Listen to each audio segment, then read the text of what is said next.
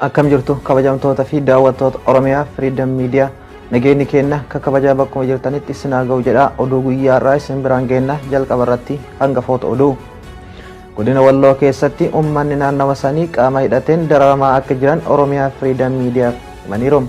Dhaabbanni mirga namoomaa Itoophiyaa gabaasaa baasen abbootiin gadaa karrayyuu qaama mootummaatiin ajjeefamuu mirkaneeffadheera jedhe. Yuunivarsiitiin Jimmaa Walloo Yuunivarsiitii deebisanii ijaaruu maqaa jedhuun deeggarsa qarshii miliyoona 10 ol taasise haa ta'u malee uummata Oromoo hongeen miidhamaniif homaa hin goone jechuun komatame. Pirezidaantiin naannoo Gaambeellaa dhimma nageenyaa irratti dubbachuu Suudaan kibbaatti imalaniiti jiru. Oduu dubbisuun kasin wajjin turu Anfu'aad Sultaanii amma oduu bal'inaan. Godina Walloo keessatti uummanni naannawa sanii qaama hidhateen dararamaa akka jiran Oromiyaa Freedom Mediaatti himaniiru.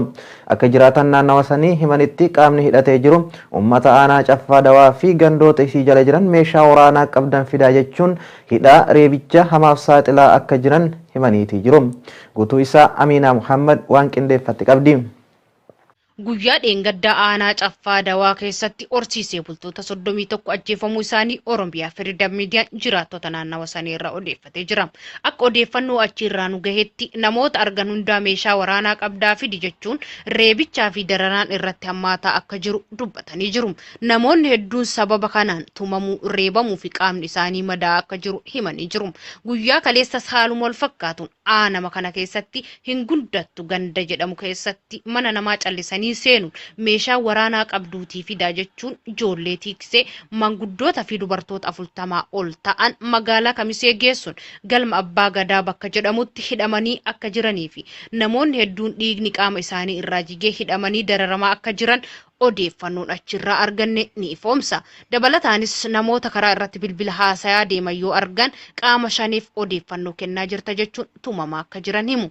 Akka jiraatan naannawa sanaa dubbatutti hiriyaa kiyya kan ana waliin jiru waanuma bilbila qofa dubbateef odeeffannoo shanii kennaa jirta jechuun qabanii yeroo tuman irraa fagaadhee argee jira jechuun dubbatu.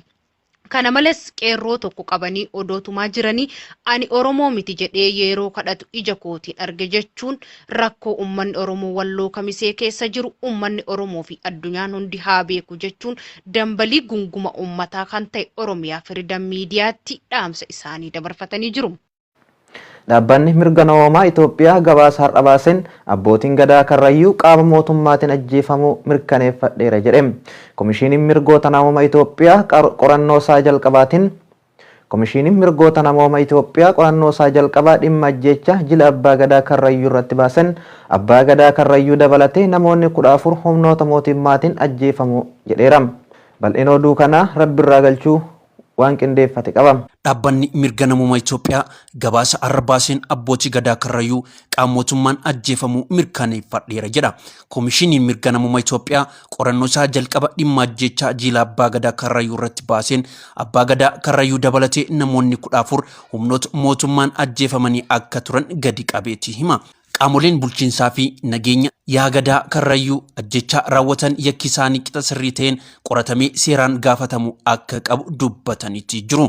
Maatiin namoonni jalaa du'anii fi kanneen qaama miidhaman beenyaa isaaniif malu argachuu qabus jedhaniiti jiru. Mootummaan naannoo Oromiyaa amma dura ajjechaa kana kan raawwate hidhattoota shanee ta'uu himee ture. Haa ta'u malee qondaalli olaanaa fi miseensi paarlaamaa ajjechaan kun qaamolee mootummaan raawwatamuu saaxileetii jira. Komishiinni mirga namoomaa Itoophiyaa akka lakkoofsa Itoophiyaatti sadaasa 22 bara 2014 godina Shawaa Bahaa aanaa Fantaallee bakka gadaa Michillee Karrayyuu qabatee jirutti haleellaa irra ga'een namoonni hedduun du'uu fi kaan madaa'uu eeruu isa ga'e irraa ka'uun qorannoo gaggeessuu akka eegale himeetii jira. Komishiiniin kun muddee 7 bara 2014 bakka haleellaa itti mudatetti argamuun hidhamtoota kanneen ijaan arganii fi maatii warraa ajjeefamanii gaafachuun qorannoo gaggeessuu hima.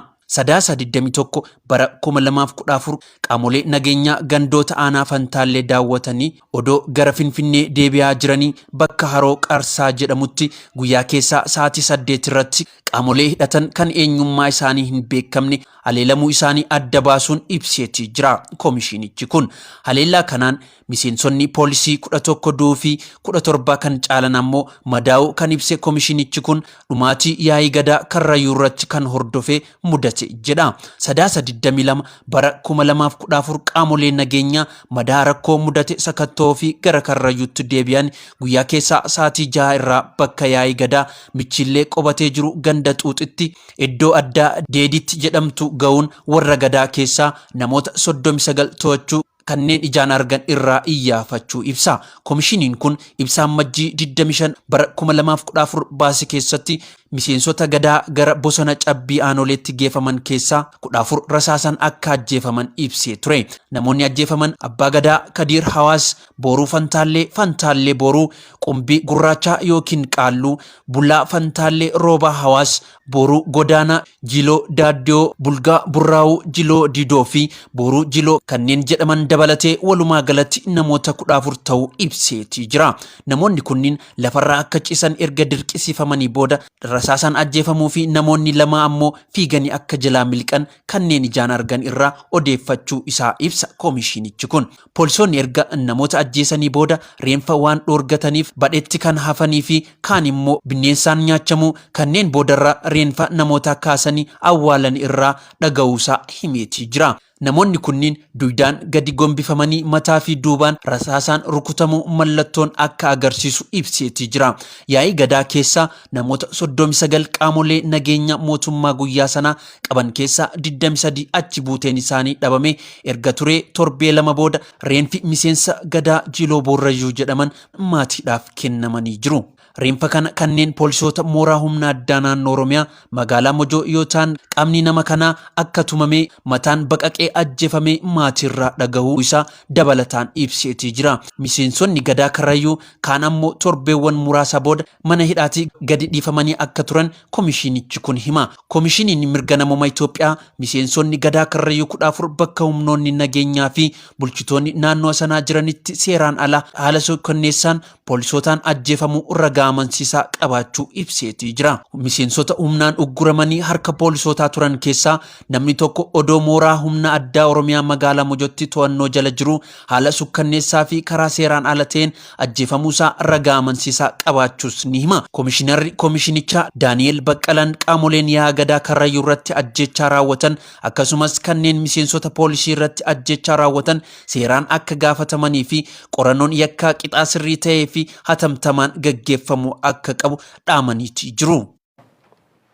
Yuunivarsiitiin Jimmaa Walloo Yuunivarsiitii deebisanii ijaaruu maqaa jedhuun deeggarsa qarshii miliyoona 10 ol taasise haa ta'u malee uummata Oromoo hongeen miidhamaniif homaa hin goone. Godinoota Oromiyaa garaagaraa keessatti beela fi hongee yeroo uummata darraa jiru kana keessatti Yuunivarsiitiin Jimmaa Yuunivarsiitii Walloo maqaa deebisanii ijaaruu jechuun deeggarsa qarshii miliyoona 10 ol gochuun kan dhagame.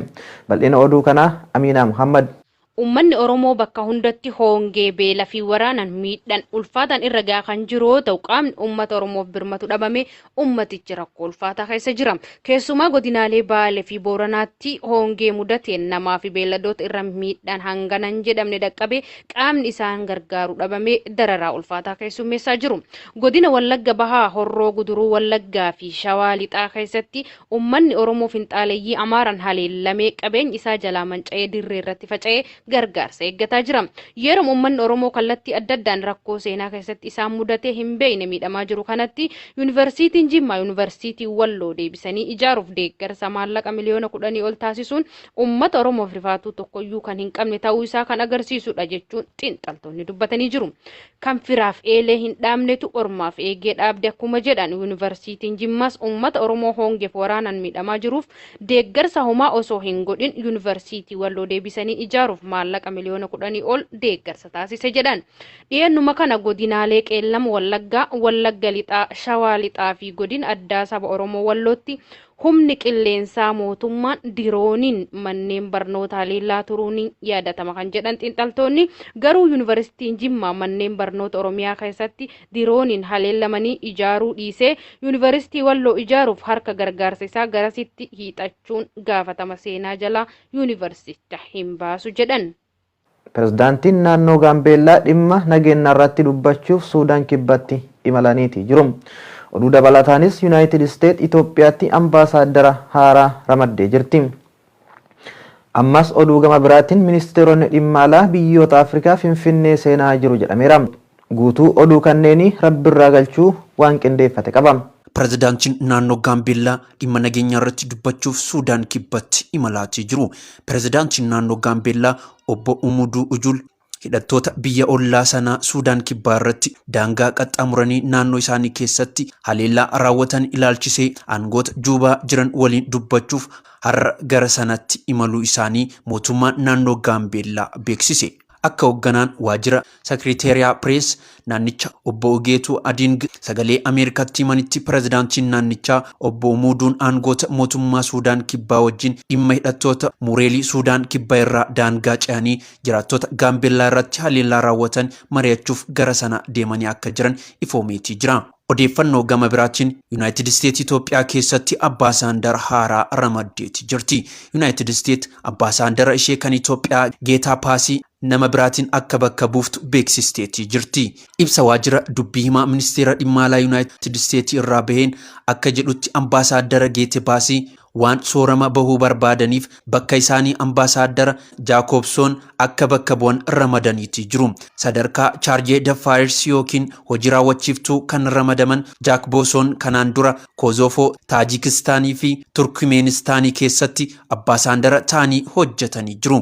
Rakkina nageenya yeroo ammaa Itoophiyaa keessatti jiruun wal qabatee dhimmoota wal dineeffachuu wal ilaaluu fi hokora mirga namoomaa irratti raawwachaa jiru dhaabuu fi haala gargaarsa namoomaa hin danqamne mijeessuu irratti hojii ambaasaadara Geetaa Paasii hojjechaa turan ambaasaadara Jaakobsoonis akka itti fufan beeksisaniiti jiru. Ammas oduu gama biraatiin ministeera dhimma alaa biyyoota Afrikaa Finfinnee seenaati jiru jedhame. Yaa'ii gamtaa Afrikaa marsaa 40ffaa irratti kan hirmaatan ministeeronni dhimma alaa biyyoota Afrikaa Finfinnee seenuu akka jalqaban dubbii himaan ministeera dhimma alaa Itoophiyaa Abbaasaa Diinaa Muftii VOA'tti himaniiti jiru. Yaa'iin hooggantoota biyyoota miseensa gamtaa Afrikaa gurraandhala 4 bara 2022 jalqaba adda dureedhaan waa'ee midhaan nyaataa Afrikaa gahaa ta'ee waa'ee dandeettii namaa fooyyeessuu waa'ee misooma hawaasaa fi diinagdee irratti akka mari'atan himaniiti jiru. Dhimmi nageenya ardichaa dhimma ijoo dubbiisa tokko akka ta'u kan himan Abbaasaadar Diinaan dhimma COVID-19 dhimmoota xiyyeeffannoo itti kennaman keessaa tokko akka ta'e ibsuu isaanii gabaasni irraa odeeffanne himeetii jira. Kabajamtoota daawwattoota keenyaa oduun guyyaa kanaaf qabanne isaan kana turanii waan nu daawwattaniif galatooma.